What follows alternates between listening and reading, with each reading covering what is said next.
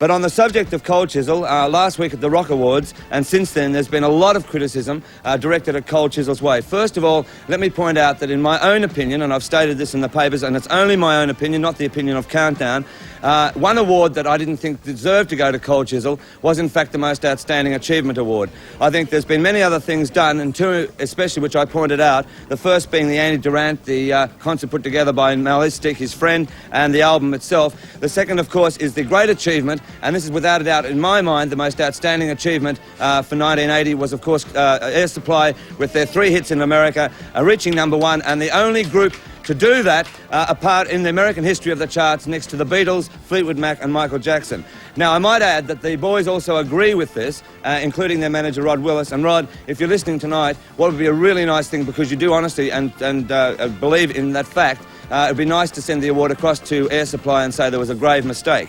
Now, I understand with the industry that they do tend to sort of get a bit confused, and there's a lot of ill feeling. Now, the ill feeling by Cold Chisel was in fact not warranted, and unfortunately, after what they did, by not accepting their awards, and the last episode when they smashed up their guitars, we've unfortunately been getting hundreds of letters coming in complaining about this, and oddly enough, most of them are from very, very dedicated Cold Chisel fans. Just a few of the remarks from Lisa of Kew. As a great fan of Cold Chisel, I must say I was somewhat surprised and disgusted by their performance, which gave on the Rock Awards last Sunday night. If this is the start of a new image, then they will certainly lose out of a lot of their fans they have gained over the past year. From Daleen, she says that it isn't a criticism of the show, but she was just disappointed the way Cold Chisel displayed themselves. From John Bendy of Bendigo, I don't really feel that a display of aggression by Cold Chisel on the Rock Awards was benefiting of them or such a prestigious occasion. From Vicky Banks of Gisborne, I feel quite disillusioned as to the performance of Cold Chisel on last night's Rock Awards.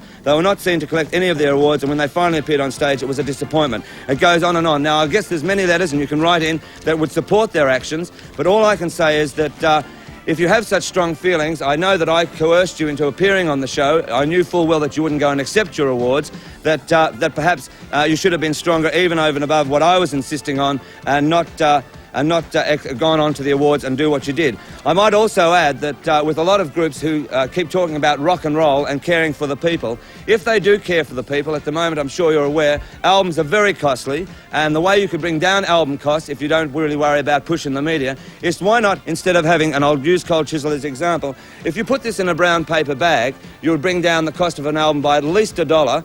If you appear at concerts, and you must realise that there is over 250,000 people unemployed in this country under 25 who appear at concerts, why not at your Festival Hall concert, instead of taking a lot of money, why not in fact take as much as people on the dole do, $50 a gig or $56 a gig, and let the rest of the money bring down the concert tickets, and that way you can get in for $2. So while we have a think about all those things,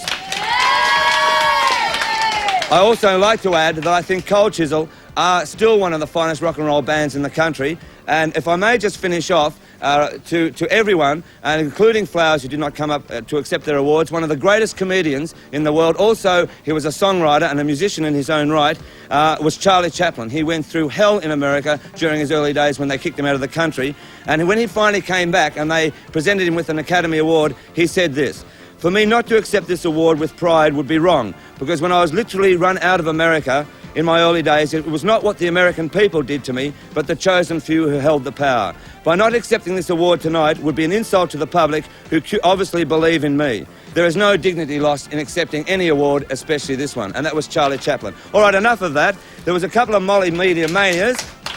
One of them, which is again with Cold Chisel, this particular journalist, Peter Costa of the Herald, wrote this here, and he actually said, "Anyone wondering why they were not electrocuted should know that instruments were not live. As is usual with bands on TV, they sing from words and the music comes from a tape." Well, Peter, I'm afraid it was live. It could never have happened if it had been mimed.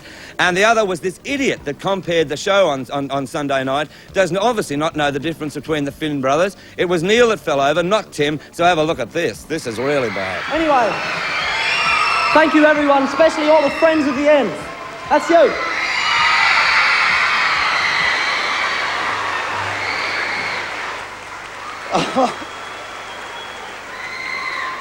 Thank you, James, and thank you, Tim.